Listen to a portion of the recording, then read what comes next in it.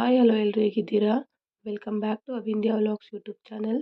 ಸಫಲ ಏಕಾದಶಿ ಉಪವಾಸವನ್ನು ಯಾವತ್ತು ಆಚರಣೆ ಮಾಡಬೇಕು, ಏನೆಲ್ಲ ಆಹಾರವನ್ನು ಸೇವನೆ ಮಾಡಬೇಕು, ಹಾಗೆ ಸಫಲ ಏಕಾದಶಿಯನ್ನು ಯಾವ ರೀತಿ ಆಚರಣೆ ಮಾಡಬೇಕು ಅನ್ನೋದನ್ನು ತಿಳಿಸ್ಕೊಡ್ತೀನಿ. ವಿಡಿಯೋ ಸ್ಟಾರ್ಟ್ ಮಾಡೋಕ್ಕೂ ಮುಂಚೆ ಯಾರಾದರೂ ಸಬ್ಸ್ಕ್ರೈಬ್ ಮಾಡ್ಕೊಳ್ಳದೆ ವಿಡಿಯೋ ನೋಡ್ತಿದ್ರೆ ತಪ್ಪದೇ ಸಬ್ಸ್ಕ್ರೈಬ್ ಮಾಡ್ಕೊಳ್ಳಿ. ಇದು ಹೊಸ ಯೂಟ್ಯೂಬ್ ಚಾನಲ್. ಆಲ್ಮೋಸ್ಟ್ ಎಲ್ಲರೂ ಸಬ್ಸ್ಕ್ರೈಬ್ ಮಾಡ್ಕೊಳ್ಳದೆ ವಿಡಿಯೋ ನೋಡ್ತಿರ್ತೀರಾ ಅಂತ ಗೊತ್ತು. ಹಾಗಾಗಿ ಸಬ್ಸ್ಕ್ರೈಬ್ ಮಾಡ್ಕೊಳ್ಳದೆ ವಿಡಿಯೋ ನೋಡ್ತಿದ್ರೆ ತಪ್ಪದೇ ಸಬ್ಸ್ಕ್ರೈಬ್ ಮಾಡ್ಕೊಳ್ಳಿ. ಮಾರ್ಗಶಿರ ಮಾಸದ ಕೃಷ್ಣ ಪಕ್ಷದಲ್ಲಿ ಬರುವ ಏಕಾದಶಿಯೇ ಸಫಲ ಏಕಾದಶಿ.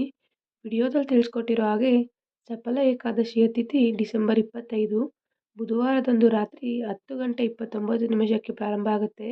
ಆದ್ದರಿಂದ ರಾತ್ರಿಯ ಊಟದಲ್ಲಿ ರೈಸ್ ತಿನ್ನೋ ಹಾಗಿಲ್ಲ. ಮರುದಿನ ಡಿಸೆಂಬರ್ 26 ಗುರುವಾರ ಕಂಪ್ಲೀಟ್ ಉಪವಾಸ ಇರಬೇಕಾಗುತ್ತೆ. ಅಂದರೆ ರೈಸ್, ಚಪಾತಿ, ಬೇರೆ ಯಾವುದೇ ತರಹದ ಪದಾರ್ಥವನ್ನು ಸೇವನೆ ಮಾಡೋ ಹಾಗಿಲ್ಲ. ಕೆಲವರಿಗೆ ಎಲೆ ಅಡಿಕೆ ಹಾಕ್ಕೊಳ್ಳೋ ಅಭ್ಯಾಸ ಇರುತ್ತೆ. ಅಂಥವ್ರು ಉಪವಾಸ ಇದ್ದೀವಿ ಅಂತಂದರೆ ಎಲೆ ಅಡಿಕೆನೂ ಹಾಕ್ಕೊಳ್ಳೋ ಹಾಗಿಲ್ಲ. ಹಾಲು, ಹಣ್ಣು ಇಂಥ ಸಾತ್ವಿಕ ಆಹಾರವನ್ನಷ್ಟೇ ಸೇವನೆ ಮಾಡಬೇಕು. ಸಫಲ ಏಕಾದಶಿಯ ದಿನ ಮನೆಯಲ್ಲಿ ಅಡುಗೆಯಲ್ಲಿಯೂ ಸಹ ಅಕ್ಕಿಯನ್ನು ಬಳಸಬೇಡಿ.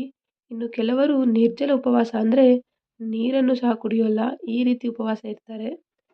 ಉಪವಾಸ ಇರೋಕ್ಕಾಗದೇ ಇಲ್ಲ ಅನ್ನೋರು ಅಟ್ಲೀಸ್ಟ್ ಅಡುಗೆಯಲ್ಲಿ ಈರುಳ್ಳಿ, ಬೆಳ್ಳುಳ್ಳಿ, ಅಕ್ಕಿ ಈ ಪದಾರ್ಥಗಳನ್ನು ಬೆಳೆಸಬೇಡಿ.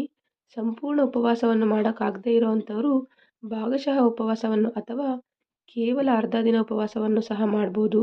ಈ ಏಕಾದಶಿಯ ದಿನ ವಿಷ್ಣುವಿನ ಜೊತೆಗೆ ಲಕ್ಷ್ಮಿಯನ್ನು ಸಹ ಪೂಜೆ ಮಾಡಲಾಗುತ್ತೆ. ವಿಷ್ಣುವಿನ ಅವತಾರಗಳಾದ ನರಸಿಂಹ, ಕೃಷ್ಣ, ನಾರಾಯಣನ ಫೋಟೋ ಆದರೂ ಇಟ್ಟು ಪೂಜೆಯನ್ನು ಮಾಡ್ಕೊಳ್ಬೋದು. ವಿಷ್ಣುಗೆ ಪ್ರಿಯವಾದ ತುಳಸಿ ಹಾರ ಅಥವಾ ತುಳಸಿ ದಳಗಳಿಂದ ಅಲಂಕಾರವನ್ನು ಮಾಡ್ಕೊಳ್ಳಿ. ವಿಷ್ಣುವಿಗೆ ತುಳಸಿ ದಳಗಳನ್ನು ಅರ್ಪಣೆ ಮಾಡಬೇಕು. ಈ ದಿನ ಗುರುವಾರ ಲಕ್ಷ್ಮೀ ವ್ರತದ ಕೊನೆಯ ವಾರ ಆದ್ದರಿಂದ ಸಫಲ ಏಕಾದಶಿ ಹೆಚ್ಚಿನ ಪ್ರಾಮುಖ್ಯತೆಯನ್ನು ಪಡೆದುಕೊಳ್ಳುತ್ತೆ. ಗುರುವಾರದ ಲಕ್ಷ್ಮೀ ವ್ರತವನ್ನು ಹೇಗೆ ಆಚರಣೆ ಮಾಡಬೇಕು ಅನ್ನೋದನ್ನು ಲಾಸ್ಟ್ ವಿಡಿಯೋದಲ್ಲಿ ತಿಳಿಸ್ಕೊಟ್ಟಿದ್ದೀನಿ. ಯಾರಾದರೂ ನೋಡಿಲ್ಲ ಅಂದರೆ ನೋಡ್ಕೊಂಡು ಬನ್ನಿ. ಇನ್ನು ಯಾರು ಗುರುವಾರದ ಲಕ್ಷ್ಮೀ ವ್ರತವನ್ನು ಆಚರಣೆ ಮಾಡಿಲ್ಲ ಅನ್ನೋರು ಈ ಒಂದು ಕೊನೆಯ ದಿನ ಲಕ್ಷ್ಮೀ ವ್ರತವನ್ನು ಆಚರಣೆ ಮಾಡಿ ವಿಷ್ಣುವಿನ ಜೊತೆಗೆ ಲಕ್ಷ್ಮಿಯನ್ನು ಇಟ್ಟು ಪೂಜೆ ಮಾಡ್ಕೊಳ್ಬೋದು. ಗುರುವಾರ ಸಾಯಿಬಾಬಾ ಹಾಗೆ ಸ್ವಾಮಿ ಗುರು ರಾಘವೇಂದ್ರ ದಿನ ಆಗಿರೋದ್ರಿಂದ ಈ ಎರಡೂ ಫೋಟೋಗಳನ್ನು ಇಟ್ಟು ಪೂಜೆಯನ್ನು ಮಾಡ್ಕೊಳ್ಳಿ. ವಿಷ್ಣುವಿನ ಸ್ತೋತ್ರ ಹಾಗೆ ಶತನಾಮಾವಳಿಗಳನ್ನು ಹೇಳ್ಕೊಳ್ಳೋದು ಮರಿಬೇಡಿ.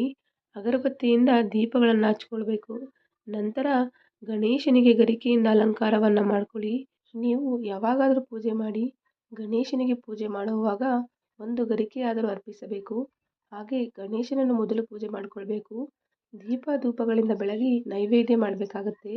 ನೈವೇದ್ಯಕ್ಕೆ ಏಕಾದಶಿ ಆದ್ದರಿಂದ ಯಾವುದೇ ಪ್ರಸಾದವನ್ನು ನೈವೇದ್ಯ ಮಾಡೋ ಹಾಗಿಲ್ಲ. ಹಾಲು ಹಣ್ಣುಗಳನ್ನಷ್ಟೇ ನೈವೇದ್ಯ ಮಾಡಬೇಕು. ದಾಳಿಂಬೆ, ದ್ರಾಕ್ಷಿ, ಕಿತ್ತಳೆ ಇಟ್ಟರೆ ಒಳ್ಳೆಯದು. ಈ ದಿನ ನೆಲ್ಲಿಕಾಯಿ ದೀಪಾರಾಧನೆ ಮಾಡಿದ್ರೆ ತುಂಬಾ ಒಳ್ಳೆಯದು. ನಂತರ ಮಹಾಮಂಗಳಾರತಿಯನ್ನು ಮಾಡಿಕೊಳ್ಬೇಕು. ಗುರುವಾರದ ದಿನ ಮಾರ್ಗಶಿರ ಮಾಸದ ಲಕ್ಷ್ಮೀ ವ್ರತದ ಕೊನೆಯ ವಾರ ಹಾಗೆ ಧನುರ್ಮಾಸ ಪೂಜೆ ಮಾಡೋದ್ರಿಂದ ಬೆಳಗ್ಗೆ 6 ಗಂಟೆ ಒಳಗೆ ಪೂಜೆ ಮಾಡಿಕೊಳ್ಬೇಕು. ಧನುರ್ಮಾಸದ ಪೂಜೆ ಆಗಿರೋದ್ರಿಂದ ಅರಳಿ ಮರದ ಪೂಜೆ ಮಾಡೋಕ್ಕೆ ಹೋಗಿರ್ತೀರ, ಅಲ್ಲಿ ದೀಪಗಳನ್ನು ಮತ್ತು ಬೆಲ್ಲವನ್ನು ದಾನ ಮಾಡಿ. ಈ ದಿನ ಮತ್ತೊಂದು ವಿಶೇಷ ಅಂತಂದರೆ ರಾತ್ರಿ ನಿದ್ದೆ ಮಾಡೋ ಹಾಗಿಲ್ಲ. ಗುರುವಾರದ ದಿನ ರಾತ್ರಿ ಜಾಗರಣೆ ಮಾಡಬೇಕಾಗತ್ತೆ. ವಿಷ್ಣುವಿನ ಧ್ಯಾನ ಮಾಡಬೇಕು. ದೇವರ ಹಾಡುಗಳನ್ನು ಹೇಳ್ಕೊಳ್ಬೇಕು. ಹಾಗೆ ದೇವರ ಮಂತ್ರಗಳನ್ನು ಪಠನೆ ಮಾಡಿ.